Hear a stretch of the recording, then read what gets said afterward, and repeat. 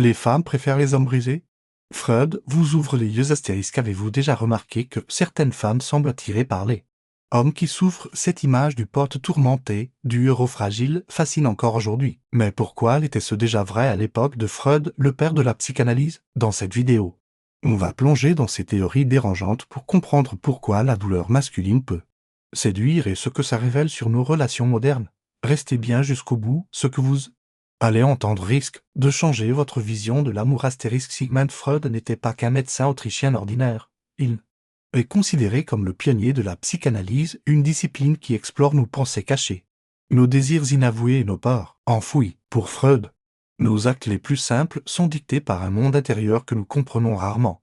Dès la fin du XIXe siècle, il choque ses contemporains en affirmant que la sexualité joue un rôle central dans nos vies. Même dès l'enfance, pour lui, l'être humain est un champ de bataille entre pulsions brutes et normes sociales. Dans ses écrits, il développe l'idée du ça, du moi et du surmoi, trois forces qui s'affrontent dans notre esprit. Mais ce qui a rendu Freud vraiment célèbre et controversé, c'est sa vision du désir féminin. À son époque, parler ouvertement de la sexualité des femmes était un scandale. Freud, lui, ose affirmer que le désir féminin est complexe, changeant, parfois destructeur. Cette audace le rend à la fois respecté et critiqué. Ces idées ont posé les bases de la psychologie moderne.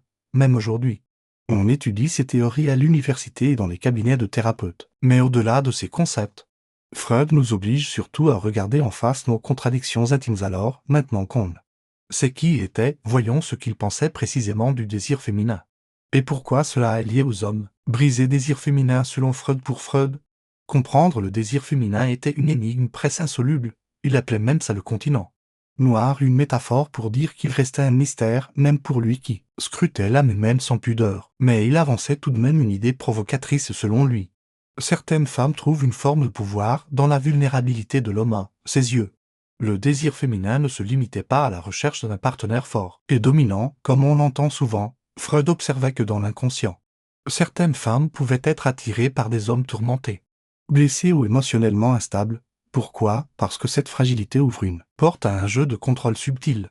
Une femme peut se sentir indispensable face à un homme qu'elle peut soigner, sauver ou manipuler. Cette dynamique crée un lien puissant mais souvent toxique. Freud remarquait aussi que cette attirance pouvait s'enraciner dans l'enfance. Une fille qui a vu son père faible ou absent peut, sans le vouloir, reproduire ce schéma en cherchant des hommes qui lui rappellent cette figure à protéger ou à dominer. Ce schéma reste inconscient, ce qui le rend d'autant plus difficile à briser. Ces idées, bien sûr, choquaient la société de l'époque qui préférait voir la femme comme une créature pure, douce et soumise. Freud, lui, montrait qu'elle pouvait être complexe, ambivalente, et parfois plus cruelle qu'on ne l'imaginait. Avant de juger trop vite, il faut comprendre que ce jeu de pouvoir ne rend pas toutes les femmes manipulatrices. Freud soulignait que c'est un mécanisme inconscient, pas un plan réfléchi, et surtout, cela révèle que les relations amoureuses sont rarement équilibrées, l'un donne, l'autre prend. Puis les rôles s'inversent. Maintenant que vous voyez comment Freud explorait ce désir trouble, demandez-vous, cette vision est-elle encore valable aujourd'hui? Dans la prochaine partie, on verra comment cette idée évolue dans notre monde moderne où la force et la vulnérabilité masculine s'entrechoquent plus que jamais. C'est que cela révèle sur les hommes aujourd'hui, plus d'un siècle après Freud. Une question revient sans cesse. Pourquoi certains hommes semblent-ils attirer davantage de désir quand ils montrent leurs failles dans nos sociétés modernes? Ce paradoxe est partout. Les réseaux sociaux diffusent des images d'hommes alpha, forts, ambitieux, musclés, mais en même temps, on voit surgir des millions de témoignages de femmes disant « Je veux un homme sensible, vulnérable, qui partage ses émotions, alors qui croit dans ce chaos d'injonctions. » Contraire, beaucoup de jeunes hommes finissent perdus. Ils oscillent entre deux rôles, jouer au dur, insensible, ou se transformer en poète fragile. Mais Freud nous enseigne que cette confusion ne date pas d'hier. Déjà à son époque, il observait que certaines femmes se sentaient puissantes en prenant soin d'un homme blessé. C'est une forme de pouvoir caché, un contrôle discret qui rassure leur propre ego. Le bad boy brisé devient un terrain de jeu émotionnel. On le soigne, on le répare, on croit le sauver. Mais au fond, personne ne guérit vraiment tant qu'il joue un rôle. Le problème, c'est qu'en croyant séduire par leur douleur, de nombreux hommes creusent leur propre souffrance. Ils n'apprennent pas à la guérir, ils l'entretiennent. Pour plaire, ils se transforment en éternelles victimes, persuadés que leur mal-être est une arme de séduction. Cette stratégie fonctionne parfois au début, mais sur le long terme, Elle détruit l'estime de soi et mine la relation aujourd'hui.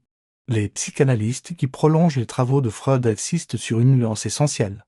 Montrer ces blessures ne suffit pas. Il faut les comprendre et les accepter sans en faire un spectacle. La vraie séduction naît d'un homme conscient de ses failles, mais qui ne s'y accroche pas pour manipuler l'autre. Cet homme inspire confiance, car il est à la fois honnête et responsable de son bien-être. Les chiffres actuels sur la santé mentale masculine confirment ce constat. Beaucoup trop d'hommes vivent en silence leurs angoisses et craquent soudainement. Quand la pression devient insupportable, l'archétype du mal fort reste gravé dans les mentalités, mais il tue à petit feu. La parole, l'introspection et l'écoute de soi, voilà les vraies clés pour sortir du cercle vicieux du côté des femmes. Le tableau est plus complexe qu'il n'y paraît, bien sûr. Certaines cherchent un homme mystérieux et torturé, mais la majorité aspire à un partenaire stable, fiable et émotionnellement mature. Ce qu'elle fuit, ce n'est pas la vulnérabilité, mais l'instabilité émotionnelle.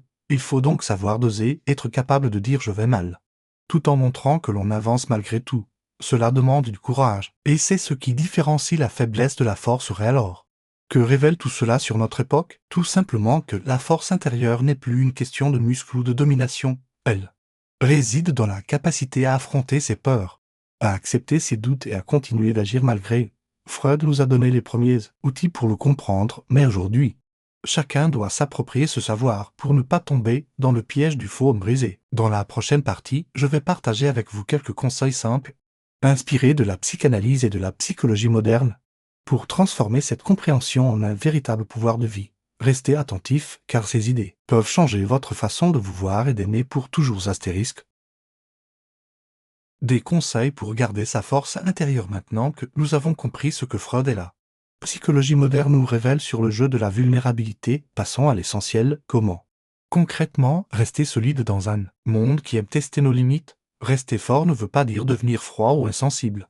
Au contraire, il s'agit d'apprendre à tenir debout même quand la vie nous frappe. Premier conseil, parler à quelqu'un. Beaucoup d'hommes ont grandi avec l'idée qu'un vrai mec ne pleure jamais. Résultat, ils accumulent les blessures secrètes jusqu'à exploser. Oser dire « je vais mal » à un ami de confiance, à un frère, à un PSY ou à un mentor. Mettre des mots sur la douleur, c'est déjà commencer à la maîtriser. Cela vous empêche de vous transformer en victime silencieuse. Ce que Freud dénonçait déjà, celui qui refoule trop finit toujours par craquer. Deuxième conseil, évitez le piège du rôle. N'essayez pas de séduire en exposant sans cesse vos cicatrices. Partagez vos peurs si c'est nécessaire, mais ne les jouez pas comme une pièce de théâtre. La sincérité attire plus qu'un masque de pote. Torturez. Si une personne vous aime pour vos blessures, elle finira par vous quitter pour les mêmes raisons si vous ne changez jamais. Troisième conseil, cultivez un espace rien qu'à vous. Une passion, une discipline, un sport ou une activité créative. Quand l'esprit est occupé à construire, il a moins de place pour ressasser les vieilles douleurs. Freud disait que l'art et la sublimation pouvaient sauver l'âme humaine, transformer l'énergie négative en quelque chose de beau ou d'utile. Écrire, dessiner, courir, jouer d'un instrument, tout cela vous ancre dans le présent. Quatrième conseil, affrontez vos peurs en douceur. Ne fuyez pas ce qui vous rend mal à l'aise. La peur est un signal, elle indique où se trouve votre prochain pas vers la liberté. Prenez de petites décisions qui vous font sortir de votre zone de confort. Parler en public. Dire non à une relation toxique. Affirmez vos limites. Chaque pas renforce votre colonne vertébrale mentale. Cinquième conseil, choisissez bien votre entourage. Votre force intérieure dépend beaucoup de ce que vous laissez entrer dans votre vie. Entourez-vous de personnes qui vous élèvent, pas de celles qui se nourrissent de votre faiblesse. Certaines personnes aiment sauver les autres car cela leur donne l'impression de dominer. Apprenez à reconnaître ces faux sauveurs et à prendre vos distances. Enfin, dernier conseil, soyez patient avec vous-même. S'introconstruire, ce n'est pas un sprint, c'est un voyage. Il y aura des jours où vous retomberez dans vos vieux schémas. Ne vous insultez pas pour cela. Freud l'a répété, le psychisme humain est un champ de bataille, plein de contradictions. Acceptez vos rechutes comme des étapes. L'important, c'est de continuer à avancer en appliquant ces principes. Vous devenez peu à peu ce que j'appelle un homme libre, quelqu'un qui n'a pas besoin de jouer un rôle, qui ose dire « je souffre » sans s'y noyer, et qui bâtit sa vie sur des actions, pas seulement sur des mots. Dans la dernière partie, nous irons encore plus loin. Je vais vous montrer comment utiliser cette force intérieure pour créer des relations plus profondes et plus vraies, car, au fond, le but n'est pas de rester fort pour impressionner, Mais pour aimer mieux et vivre plus plaire astérisque aimer mieux grâce à la force intérieure maintenant que nous savons comment nourrir notre force intérieure. Voyons comment cette force change notre façon d'aimer. Beaucoup pensent encore que l'amour se nourrit seulement de passion et de beaux mots. Freud et les psychologues modernes montrent pourtant que l'amour authentique naît d'abord d'un équilibre intérieur.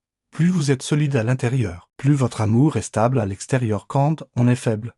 On confond souvent attachement et amour. On a peur de perdre l'autre, on devient jaloux, contrôlant ou trop dépendant. Ces peurs finissent par étouffer le couple. À l'inverse, quand vous êtes ancré dans votre propre vie, vous n'avez plus besoin de posséder l'autre. Vous savez que vous pouvez être heureux seul et c'est justement cette indépendance qui rend votre présence irrésistible. Une personne forte émotionnellement n'a pas besoin de jouer un rôle pour séduire.